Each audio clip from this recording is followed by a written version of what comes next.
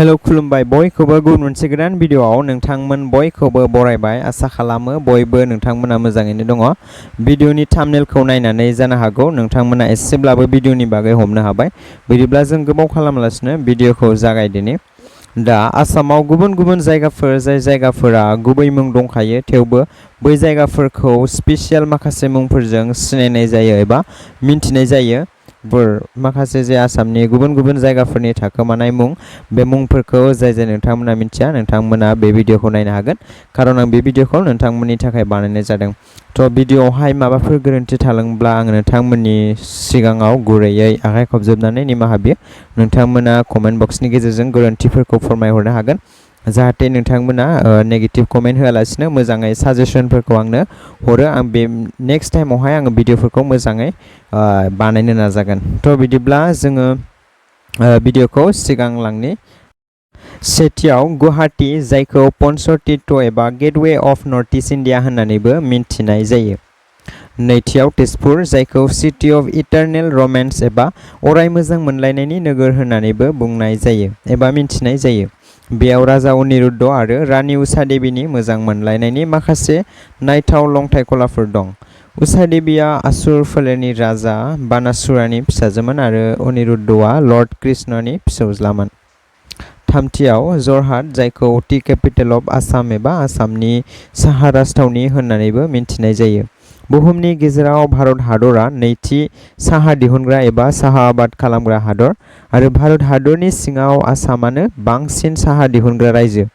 हाखालिखौ नायोब्ला डिब्रुगड़आव गुवारसिन साहा आबादनि बागान दङ आरो बेनिखायनो डिब्रुगड़खौ टी सिटी अफ इन्डिया एबा भारतनि साहानि नोगोर होननानैबो बुंनाय जायो आरो जरहाटखौ टी केपिटेल अफ आसाम आरो टी केपिटेल अफ द वर्ल्ड होननानैबो मिन्थिनाय जायो। आसामाव बांसिन साहा आबाद जानायनि गुबै जाहोनफोरा जाबाय थोजासे अखा हानाय, गाहाम जौथाय, सिदोब बारहावा आरो साबसिन बिदुं।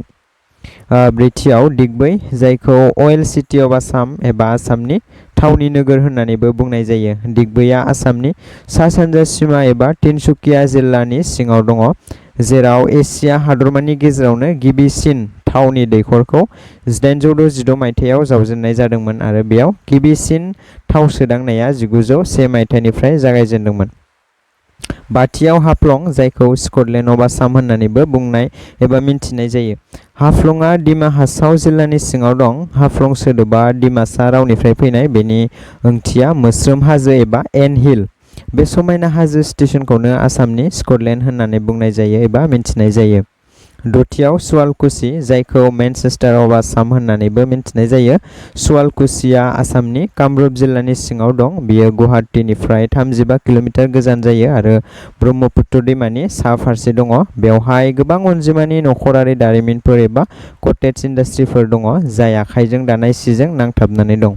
बेनिखायनो बै जायगाखौ आसामनि मेनचेस्टार होननानै बुंनाय जायो। स्निथियाव नलबारि, जायखौ आसामनि नबद्वीप होननानैबो मिन्थिनाय जायो। नलबारिया संस्कृत सोलोंथाइनि थाखाय मुंदांखा आरो कामरुप संस्कृत, सन्जीबनि सभा बायदि गोबां संस्कृत सोलोंथाइनि फसंथानफोर थानायनि थाखाय बेखौ आसामनि नबद्वीप होननानै सिनायनाय एबा मिन्थिनाय जायो। दाइनथियाव सराइदेव, जायखौ पिरामिड्स अफ आसाम होननानैबो मिन्थिनाय जायो। सराइदेवआ आहम साम्रायजोनि गिबि राजथावनिमोन आरो बेखौ गिबि आहम राजा सावलुं चुकाफाया 1253 मायथाइयाव गायसनदोंमोन। बे सराइदेवआव थानाय मैदामसफोरा इजिप्टनि पिरामिड्सफोरजों रुजुजाथाव होननानै बुङो, जायनि थाखाय बेखौ आसामनि पिरामिड्स होननानै बुंनाय जायो। मैदामसा जाबाय आहम राजा आरो रानिफोरखौ फबनाय जायगा। गुथियाव दङ मदन कामदेब, जायखौ खजुराह' अफ आसाम होननानैबो मिन्थिनाय जायो। बे आसामनि खजुराह' महरै मिन्थिजानाय मदन कामदेब मन्दिर एबा थानसालिया आसामनि कामरुप जिल्लानि बायहाथा सारियालिनि खोला सानजायाव दङ। बेयो गासै ब्रह्मपुत्र हायेनाव गेजेर मुगानि साबसिन थानसालिफोरनि गेजेराव मोनसे। बे मन्दिरखौ मदन कामदेब, जायखौ अननायनि इसोर बुंनाय जायो, बेनो बावनाय जादों। बे मन्दिरनि माखासे बायखोन्दा मुसुखाफोरा कामदेब आरो बिनि बिसि रतिनि मोजां मोननायनि सल'खौ दिन्थियो। बेयाव थानाय अन्थाइनि एबा अन्थाइजों दानख'नाय मुसुखाफोरा मध्य प्रदेशनि खजुराह'नि मुसुखाजों गोरोबो होननानै बुंनाय जायो आरो बेनिखायनो बेखौ आसामनि खजुराह' होननानै बुंनाय जायो। बिदिब्ला दिनैनि भिडिअ बेखिनियानोमोन। आसा खालामो नोंथांमोना भिडिअखौ नायनानै एसेब्लाबो मोजां मोनबाय। जुदि नोंथांमोना एसेब्लाबो मोजां मोनदोंबा अननानै भिडिअखौ लाइक खालामनो दाबाव आरो बेबायदि गुबुन गुबुन भिडिअफोरनि थाखाय नोंथांमोना चेनेलखौबो साबस्क्राइब खालामनानै लाबानो जाबाय। गोजोन्थों, जय बर' हारिनि।